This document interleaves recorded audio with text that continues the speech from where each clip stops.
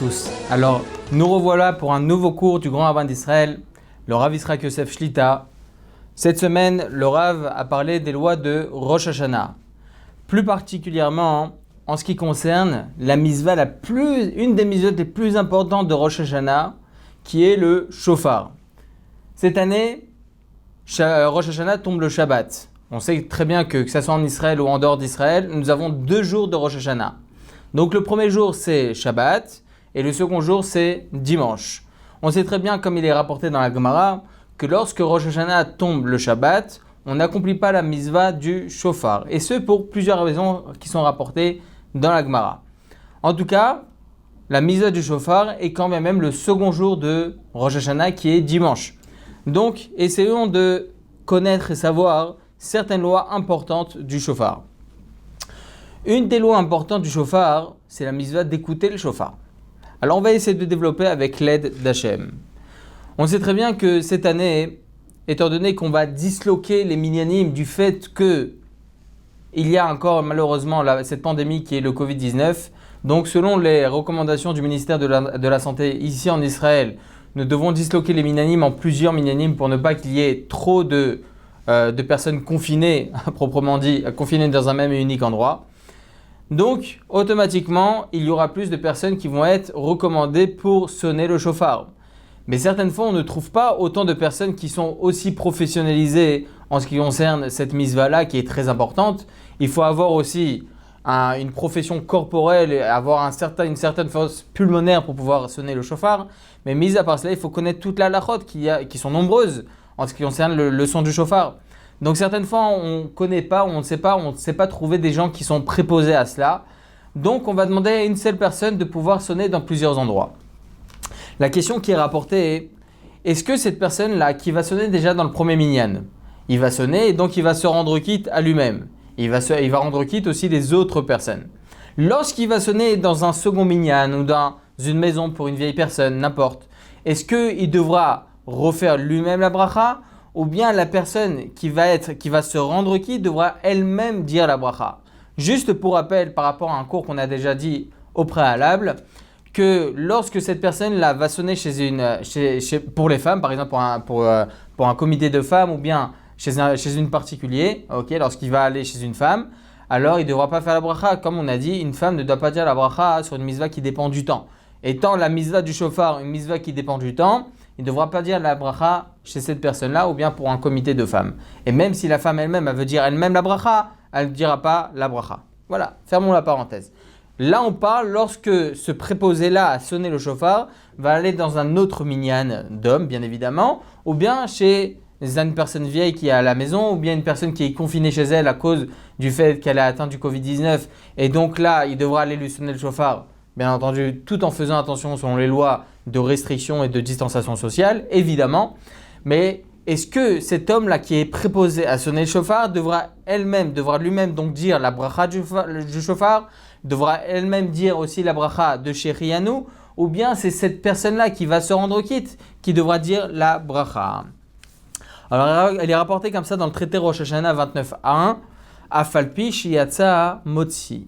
Même si cet homme-là qui est préposé à sonner le shofar, il s'est déjà rendu quitte du shofar, il pourra rendre quitte d'autres personnes qui ne sont pas déjà rendus quitte de cette mitzvah. Et donc, étant donné qu'il pourra rendre quitte d'autres personnes, il pourra lui-même faire à nouveau la bracha.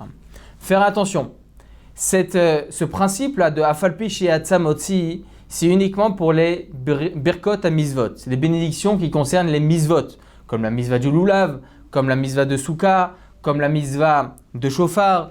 Toutes ces mitzvot là qui concernent une mitzvah, on a le droit de rendre quitte d'autres personnes. La mitzvah de Hanouka, tout cela, même si une personne s'est déjà rendue quitte de la mitzvah, elle peut rendre quitte d'autres personnes, même avec beracha.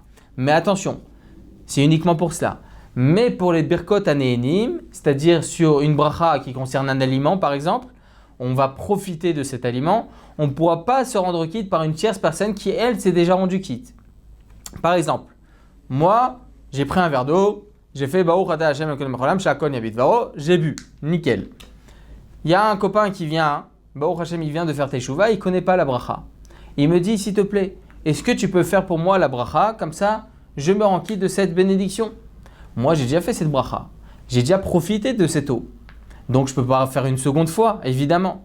Alors, la halakha nous dit le principe de Afalpi Shiatsa Motzi, c'est-à-dire qu'on peut rendre quitte même si on s'est nous-mêmes déjà rendu quitte, c'est uniquement pour les birkot à misvot.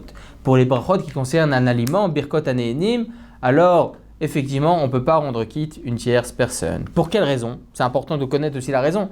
Parce qu'en fin de compte, cette bracha-là, elle concerne un profit personnel.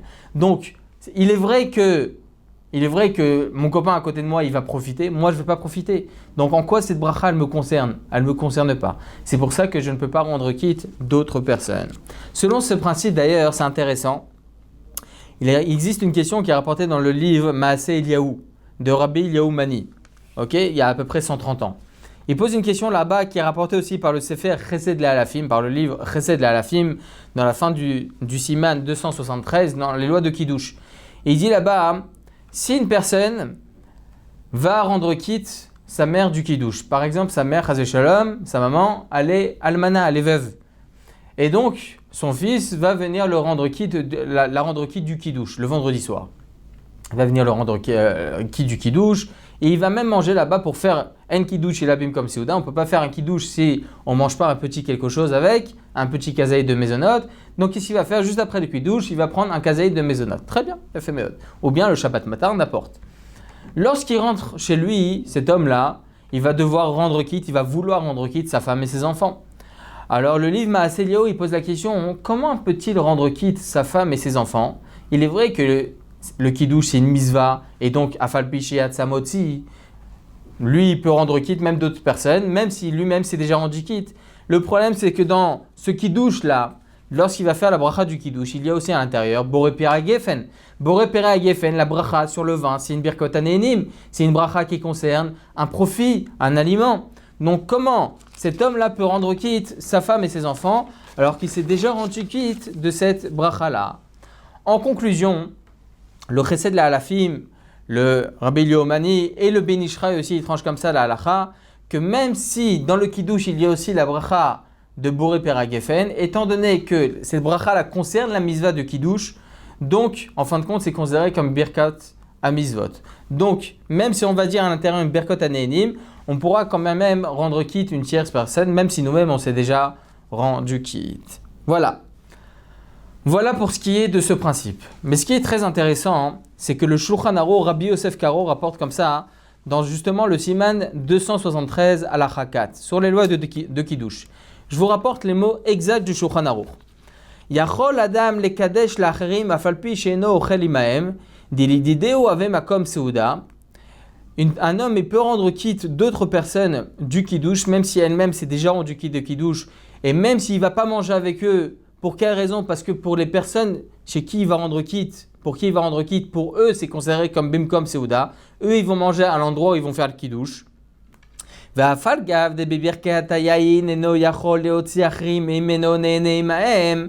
Même si en fin de compte, il y a à l'intérieur de la bracha, du Kiddush, il y a aussi la bénédiction du vin. Et comme on a dit, tout ce qui est birkot anénim, toutes les brachot qui concernent un aliment, on ne peut pas rendre quitte une tierce personne si nous-mêmes on s'est déjà rendu quitte. Quand bien même, on peut rendre quitte d'autres personnes qui vendent des haï boré pera gefen, parce que cette bénédiction de boré pera gefen, au chova la kiddush, parce qu'elle concerne la misva du kiddush. On ne peut pas faire le kiddush sans avoir du vin. Qui kiddush ayom dame, c'est considéré comme la misva du kiddush de la journée. Il peut les rendre quitte même s'il ne profite pas avec eux. Par contre, le Shulchan Aruch termine avec ces trois mots-là qui vont tout détruire. Ve'u she'enam yodim. Uniquement, quand est-ce qu'on peut rendre quitte d'autres personnes? Selon le principe de Afalpi Shiatsa Motzi, uniquement si ces tierces personnes-là, que je vais rendre quitte, ils ne connaissent pas. S'ils savent, alors ils devront eux-mêmes faire le kiddush. C'est très intéressant.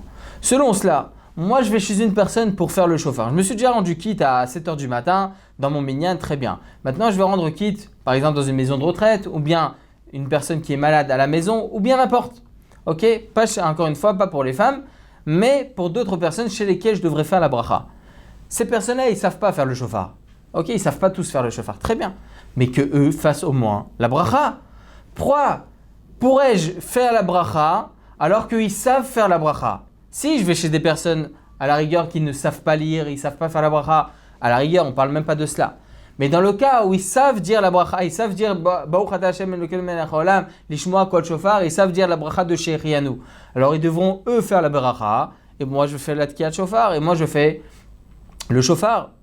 Ou bien pour le kiddush. Pourquoi pourrais-je faire le kiddush une seconde fois alors qu'ils savent eux-mêmes faire le kiddush?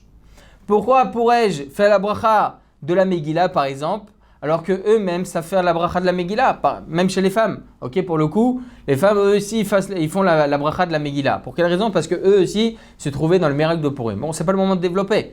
Mais si je vais chez un comité de femmes, ou bien je vais chez des hommes, d'autres personnes pour leur rendre quitte de la Megillah, ils devront eux-mêmes faire la bracha de la Megillah et moi je les rends quitte. Ils ne savent pas tous lire la Megillah, évidemment. Ok, donc moi je viens les rendre quitte de la Megillah. Mais pourquoi moi devrais-je et pourrais-je faire la bénédiction alors que eux savent faire la bracha? Le Shulchan Aruch est explicite, Ve'u she'enam yodim.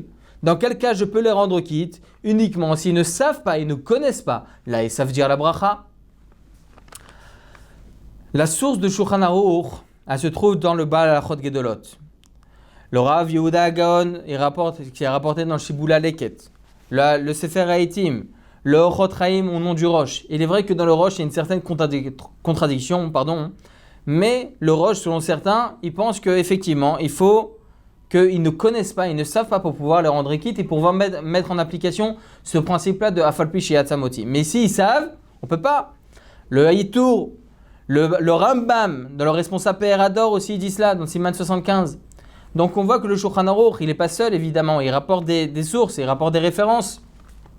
A contrario, le Erech HaShulchan de Rabbi Yitzhak Taïeb, c'est un grand rabbin de Tunis, de Djerba plus précisément, il rapporte là-bas d'autres Rishonim qui ne pensent pas de cette façon-là. Il rapporte le Maharam Merotenburg, le Or Zarua, le Hagot Ashiri, les Tosafot, le Rosh, selon la contradiction qu'on a rapportée au préalable, Rabbeinu Yerucham, Rabbi David Aboudrahem, le Ran, le Rashbet, et aussi un des Acharonim, le Pri Chadash. Eux, tout cela, ils pensent que même si les personnes chez qui je vais rendre quitte du shofar, de la Megillah, du kiddush, même s'ils savent et ils connaissent, je peux les rendre quitte même de la bracha. Donc voilà, nous avons l'avis du Shulchan Aruch avec tous les Rishonim que nous avons rapportés. Nous avons l'avis du Erech HaShulchan Rabbi Yitzhak Taïeb, un des grands rabbins de Djerba, avec tous les Rishonim qui sont d'avis contraires. Alors comment ça se fait? Il faut savoir que Maran Harav Ovadia Yosef, Zichron Tzaddik Livracha, lui, lorsqu'il rentrait à la maison, même après avoir fait la Havdalah à la synagogue, même après avoir fait Kiddush chez d'autres personnes ou bien à la synagogue, lorsqu'il rentrait à la maison, il faisait la Havdalah une seconde fois. Et il refaisait le Kiddush une seconde fois. Lorsqu'il allait rendre quitte d'autres personnes pour la Megillah, il refaisait lui-même la bracha. Lorsqu'il allait sonner le shofar chez d'autres personnes, il refaisait lui-même la bracha du shofar. Comment ça se fait? Nous avons l'avis du Shulchan Aruch explicite qui nous dit dans l'Ilchot Kiddush, il nous dit là-bas Dafka she'enam yodim, uniquement s'ils ne savent pas, mais s'ils savent, je ne peux pas les rendre quitte de la bracha. Comment Maran Harav Yosef Zichron Tzaddik Livracha, qui est aussi apprêté à cela justement de devoir suivre le Shulchan Aruch, il contredit à ce niveau-là le Shulchan Aruch. Alors il faut savoir que le Mishnah Berurah, dans le Siman justement 585 alinéa 5 sur le Chot Shofar, il dit que le minag haolam l'a à quel basé?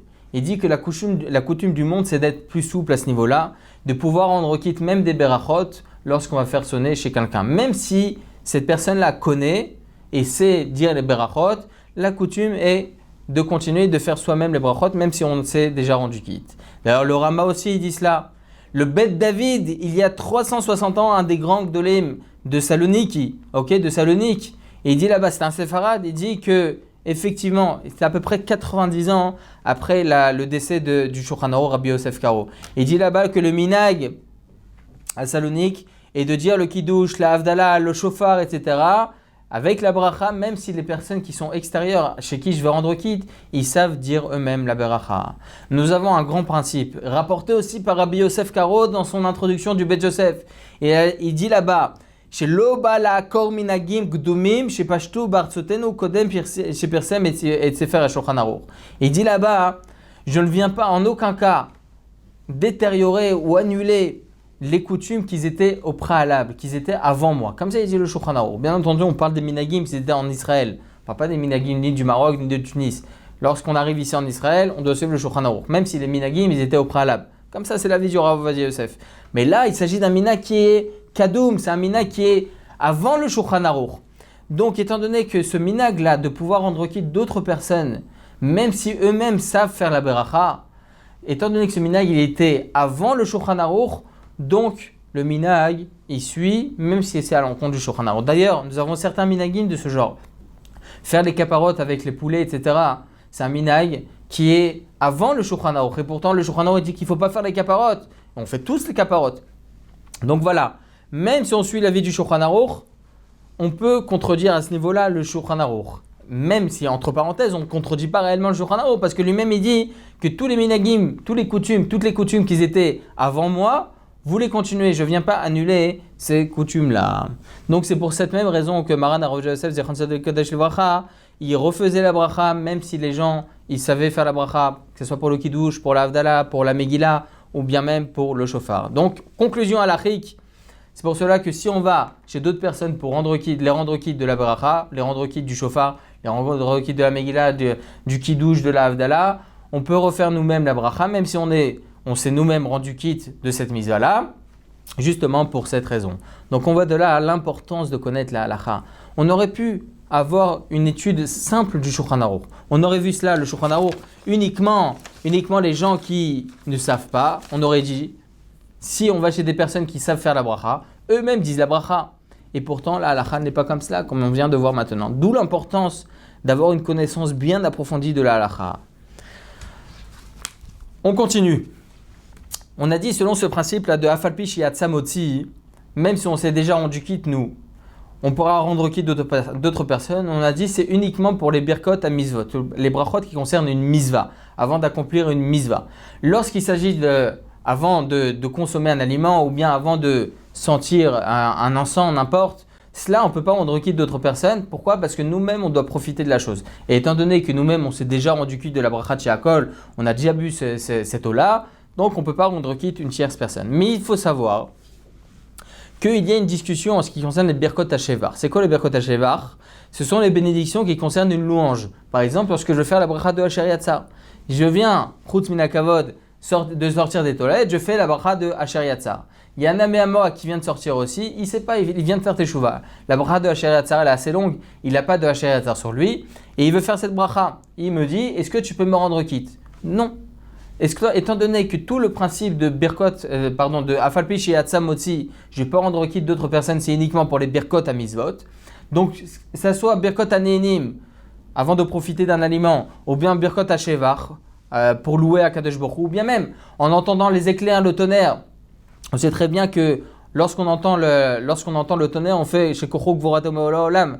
Lorsqu'on voit les éclairs, on fait Osema Ase Bereshit. On fait ces deux brachot, même avec le nom d'Hachem, comme ça est le minag. Même avec le nom d'Hachem, on peut faire l'une après l'autre, même si c'est l'un après l'autre.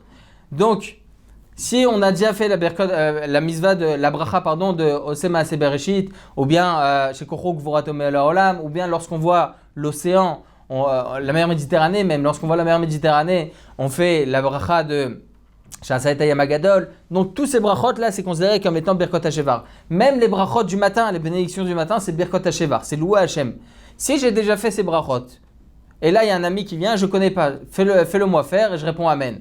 Bien entendu, entre guillemets, lorsqu'on se rend quitte d'une bénédiction, par exemple du shofar, ou bien de la Megillah, ou bien n'importe tout autre brachot qui concerne une misva, on va se rendre quitte par une tierce personne, on ne répondra pas Baruch Hu Baruch Shemo. Même si vous allez me dire il y a des coutumes. Il faut savoir que la vie du Rav Ovadia Yosef Zechron Tzaddik Vekadosh Livracha, c'est de ne pas dire Baruch Hu Baruch Shemo lorsqu'on se rend quitte d'une beracha. Pour quelle raison ? Parce que le principe de se rendre quitte d'une bracha, c'est Shomea Keone. C'est comme si moi-même je l'avais dit. Alors imaginez-vous si moi je dis une bracha, Baruch Ata Hashem, Baruch Hu Baruch Shemo, Elokeinu Melech HaOlam, Shakon Yabidvaro. Pas Shakol pour le coup, parce que c'est Birkot HaNehenim, mais Lishmoa Kol Shefar. Est-ce que Baruch Hu Baruch Shemo, il est à sa place? Non. C'est comme si que j'avais moi-même dit la bracha. C'est Shomé Akeone. C'est comme si que j'avais moi-même dit la bracha lorsque je me rends quitte d'une tierce personne. Donc ces mots-là, Baruch Hu Baruch Shemo, ils ne sont pas à leur place dans une bénédiction. C'est pour ça qu'il est David le Rav Ovadia qu'il ne faut pas dire Baruch Hu Baruch Shemo. Et ça peut être Chas v'Shalom comme une bracha levatala. On n'est pas quitte selon certains de cette beracha. Donc il faut faire attention. En tout cas, lorsque je vais rendre quitte une autre personne, c'est uniquement pour Birchot HaMezvot. Tel est l'avis du Meiri dans le traité Rosh Hashanah 29a. A contrario, le Ritva, dans cette même Gemara, il nous dit non, même pour les Birkot HaShevach, même pour les louanges, pour les brachot qui concernent les louanges, comme on a dit à Shariatzar, les Birkot HaShachar, les bénédictions du matin, ou bien sur les éclairs, le tonnerre, sur la mer, tout cela, toutes ces brachot là qui concernent les louanges, selon le Ritva, on peut rendre quitte même une tierce personne, même si on s'est nous-mêmes déjà rendu quitte. Alors nous avons un grand principe, il y a une discussion entre le Meiri et le Ritva. Est-ce qu'on doit dire ou pas, est-ce qu'on peut rendre quitte ou pas cette personne? Et donc, est-ce qu'on peut faire ou pas cette bracha? On a un grand principe qui nous dit ça fait berachot la hakel. Lorsqu'on a un doute sur une bénédiction, on ne fait pas la beracha. C'est pour ça que selon la halakha, uniquement les birkot à misvot, on peut rendre quitte une tierce personne. Ni pour les birkot à shevach, ni pour les birkot à nenim, on peut rendre quitte d'autres personnes. On va finir avec cela, avec l'aide d'Hachem. Quelques points sur le shofar. Déjà, il y a 4 choses à savoir avant le shofar. Avant d'écouter le shofar, avant de se rendre quitte de la misva du shofar. Déjà, première chose, et ça, chaque dirigeant de synagogue, grave de synagogue, doit dire avant de faire la bracha du shofar. 4 choses.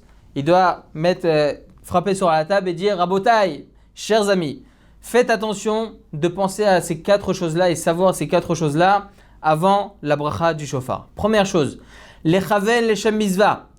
Pensez à se rendre quitte lorsqu'on entend les brachot, se rendre quitte lorsqu'on entend le shofar, se rendre quitte de la mizvah. La mizvah du shofar, pas penser « Ah, il sonne bien, Zeyofi, très joli ». Non, pensez au moment de la tkiya, au son du shofar et se rendre quitte de la mizvah du shofar. Première chose. Deuxième chose, lechaven et de chovat brachot. Pensez à se rendre quitte des brachot, parce que comme il est rapporté, on se rend quitte d'une tierce personne uniquement si nous, on pense à s'acquitter et que la personne qui va nous rendre quitte pense à nous acquitter. Donc faire très attention, c'est possible que certaines fois on va entendre une super belle tkiat shofar, mais on ne va pas se rendre quitte de la misa parce qu'on ne pense pas à s'acquitter des brachot. Donc deuxième chose.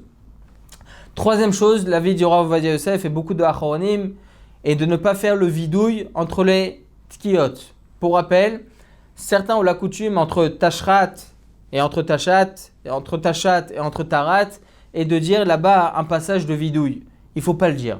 Il ne faut pas le dire.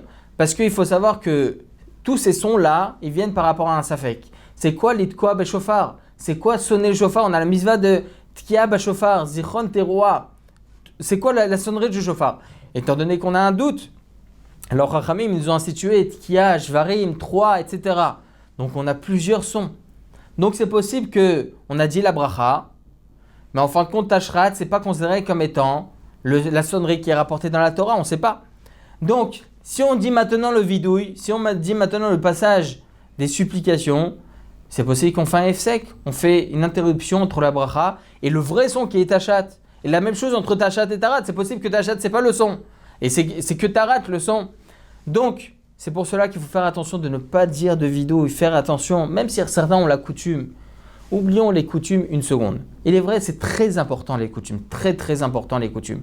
Mais lorsqu'une coutume peut, chas v'shalom, être à l'encontre d'une halakha, qui est safek brachot, là on parle d'une bénédiction, c'est possible qu'on fait une interruption entre les brachot. Donc là, il faut faire attention. On peut penser, on peut penser à ce vidouille là, mais rien dire chas v'shalom de notre propre bouche. Donc ça c'est la troisième chose. Quatrième chose, de ne pas parler depuis la bracha du shofar jusqu'à le kaddish après la chazara. Pour quelle raison? Parce que les sons que l'on va entendre avant la Hamida, donc c'est ce qu'on appelle Tkiyot de Miushav. Ce sont les sonneries, on va se lever pour la bracha et ensuite on va se rasseoir pour écouter le shofar. Mais ensuite, lors du Moussaf, on va écouter Bemiumad, c'est-à-dire ce sont les Tkiyot, les sonneries du shofar qu'on est debout. Tous ces Tkiyot là, ils sont à la même échelle. Selon certains, le ikar de la misva, la plus importante des tkiot du shofar, de la sonnerie du shofar, c'est celle que l'on va entendre lors du moussaf. C'est pour cela que lorsqu'on va dire la bracha avant le moussaf, avant les premières sonneries, toutes les tkiot que l'on va dire après, c'est une même et unique misva. Donc on ne peut pas parler. C'est comme si on parlait avant de consommer du pain, c'est interdit. On a fait la bracha de motzi, on ne peut pas parler avant de finir de consommer, avant d'avaler. C'est la même chose. On ne peut pas parler avant la fin de moussaf, jusqu'au kaddish après moussaf. Évidemment, après ce kaddish, on n'est pas obligé de parler, mais c'est autorisé de parler. Voilà les 4 choses à savoir qui sont très très importantes. On vient de dire maintenant qu'on doit avoir une certaine kavana, une certaine pensée à s'acquitter de la misva. Tout cela en fait ça vient par rapport à ce qui est rapporté dans le traité Rosh Hashanah 28a. Il existe là-bas une discussion entre Rava et Rabbi Zera. Il a rapporté comme ça, Shalchoule la voix des Shmuel. Une question a été apportée au père de Shmuel. Kafou va'achal matzah, yatsa. Une personne que l'on a attachée les mains, on lui a attaché les mains et tout ça. Il a rapporté là-bas dans la Gemara que c'était des Perses, des non-juifs perses et tout ça, qu'ils ont accroché un homme, ils l'ont mis la matzah dans la bouche. Alors la question qui s'est posée, est-ce que la personne elle est rendue quitte de la misva ou pas? La misva de matzah, on est pendant Pessah. Alors Gemara nous dit, yatsa, il s'est rendu quitte. Alors rapporté comme ça, l'avis de Rava, selon cela, on voit que misvot en srichot kavana, que les misvot en général, lorsqu'on va les accomplir, on n'a pas besoin de penser à la misva que l'on va accomplir. On l'a accompli, l'homme est chané si, il n'y a pas de différence si tu as pensé ou pas à t'acquitter de la misva. De cette Gemara. Le problème, c'est que par la suite, dans 28b, le traité Rosh Hashanah 28b, il est rapporté là-bas, Amar le Rabbi Zera le Shmaya, et Chaven vetakali, te Chaven vetitka bishvili. Ça veut dire quoi? Il a demandé à Shmaya, il a dit, pense à m'acquitter et sonne pour moi le shofar. De là, on voit, selon Rabbi Zera, ce misvot rechot kavana. Que le misvot, ils ont besoin d'une certaine kavana. Je pense à m'acquitter de la misva. Alors on voit donc Marloket Rava et Rabbi Zera. Le Shulchan Aruch, comment il tranche la halakha dans le Siman 60 halakha 4. Misvot rechot kavana. Les misvot, ils ont besoin d'une kavana au préalable. J'ai besoin de m'acquitter. Pour pouvoir m'acquitter, j'ai besoin de penser que je m'acquitte de la misva. Comme par rapport à la sonnerie du shofar, comme ça il tranche le Rambam. Le Rambam dans les lois de shofar halakha 4, il dit là-bas mitasek bitkiat shofar litlamed lo yatsa yedei chovato vechena shomea mina mitasek lo yatsa. Il dit comme ça une personne qui sonne pour essayer d'apprendre le shofar, apprendre les sonneries du shofar. Il ne peut pas se rendre quitte de ce son-là. Même une personne qui entend d'une telle personne qui est en train d'étudier, ok, il est en train d'étudier comment sonner le shofar. Une personne qui entend les sonneries du shofar, il ne se rend pas quitte non plus du shofar. On va dire qu'il est en train de se préparer à la sonnerie après la tfila. Avant la tfila, pardon. Il y a une personne qui a déjà prié, qui n'a pas encore entendu la sonnerie du shofar. Il entend une personne qui est en train d'étudier les sonneries. Il ne peut pas se rendre quitte parce que les deux, que ce soit la personne qui va rendre quitte ou la personne qui va se rendre quitte, les deux doivent penser à se rendre quitte et à rendre quitte. Ok, il faut qu'ils aient une certaine marshava, une certaine pensée. Lorsque la personne est en train d'étudier les sonneries du shofar, elle ne pense pas à quitter. Donc c'est pour cela que se rend pas quitte. Tel l'avis du Shulchan Aruch et du Rambam dans les lois de shofar. Le problème, c'est que selon le Rambam, on peut trouver une certaine contradiction. Le Rambam dans les lois de Matzah, chapitre 6 halakha 3, il dit là-bas Achal Matzah belo kavana kegon shansu goim ulistim lechol yatsa yedei chovato. Si une personne a mangé contre son gré de la matzah, on l'a attaché, il y a des non-juifs qui l'ont attaché, c'était comme ça avant, ils l'ont attaché, ils lui ont donné de la matzah pendant Pessah, le soir de Pessah. Est-ce qu'il s'est rendu quitte de la misva ou pas? Il n'a pas pensé à la misva. Il dit le Rambam, il se rend quitte, il est quitte de la misva. Comment le Rambam dans les lois de shofar, il peut nous dire qu'il ne se rend pas quitte parce qu'il n'a pas pensé à la misva? Et donc, à proprement dit, misvot rechot kavana, une misva, on est obligé d'avoir une kavana de la misva pour pouvoir se rendre quitte. Alors que dans les lois de Matzah, il nous dit, le Rambam, qu'on se rend quitte même si la personne n'a pas pensé à se rendre quitte. Alors là, Charonim, ils répondent à cette question extraordinaire du Rambam. Ils répondent comme ça, en réalité, rapporté comme ça dans la Gemara Rosh Hashanah, au milieu, entre la marloquette, entre Rava et Rabbi Zera, il a rapporté une Gemara Mao de Tema. Et il dit, c'est quoi la différence entre la matzah et le shofar? La matzah, en fin de compte, la personne elle aura accompli avec son corps, elle aura fait un maaseh bayadaim. Elle aura fait une action, ok? La matzah, elle se trouve dans son ventre. Donc, en fin de compte, c'est présent, la mitzvah, elle a été accomplie. C'est pour cela que pour la matzah, on peut se rendre quitte. Alors que pour le shofar, il y a écrit Zichron Teroua. Tu dois te souvenir, Zichron Teroua par la sonnerie du shofar. Comment une personne peut se rendre quitte ou peut rendre quitte une autre personne si elle ne pense pas à s'acquitter? C'est quelque chose qui concerne une shmiya, quelque chose qui concerne une marshava, une pensée. Donc on ne peut pas se rendre quitte. C'est pour ça que le Rambam tranche dans l'Ilchot Matzah qu'on peut se rendre quitte parce qu'en fin de compte, il a fait un maaseh, il y a eu quelque chose. Il y a eu un tachlit, il y a eu un but, quelque chose, la matzah se trouve dans son ventre. Alors que pour le shofar, zichron teroua, il faut une certaine écoute. Selon cela, le Rambam tranche la halakha et on finit avec ça, et j'arrête avec ce cours. Le Rambam tranche la halakha, c'est pour ça que la misva du shofar, c'est l'ishmoa kol shofar. C'est pour cela que la bracha, c'est l'ishmoa kol shofar. La misva, c'est pas l'itkoa, c'est pas sonner le shofar. C'est l'ishmoa, c'est écouter le shofar. Par rapport au verset, zichron teroua, je dois m'acquitter en pensant à la troua. Comment je pense? Justement en écoutant le shofar. Rabbi Yehuda Gaon, le Smag, ils écrivent que non, la bracha ça doit être l'itkoa beshofar. Parce que la misva c'est l'atkiya. Discussion entre le Rambam et Rabbi Yehuda Gaon. On tranche la halakha que la misva, et c'est pour ça c'est une grande nafkamina, une grande différence au niveau halachique, parce qu'on va dire maintenant la conclusion halachique. En fait, étant donné qu'il y a une discussion entre le Rambam, Rabbi Yehuda Gaon, etc., il faut savoir que Maran Harav Ovadia Yosef, Zichron Tzaddik Livracha, par rapport à une certaine contradiction dans le Rambam, par rapport à ce qui est rapporté dans la Gemara, il faut savoir que la misva est autant pour l'écoute, autant pour l'itkoa beshofar. On a la misva autant d'écouter, autant de sonner. C'est pour cela, et ça c'est très important, c'est pour cela que lorsqu'on va penser à s'acquitter, on va pas seulement penser à s'acquitter d'écouter le shofar, on devra penser à s'acquitter aussi de la misva de Shomea Keone. Lorsqu'une personne fait pour moi une misva, je me rends quitte de cette misva, c'est autant pour la misva qu'il va accomplir lui. Je vais me rendre quitte de la misva de Tia Bashofar. Il va sonner le shofar, c'est comme si que moi-même je vais sonner le shofar.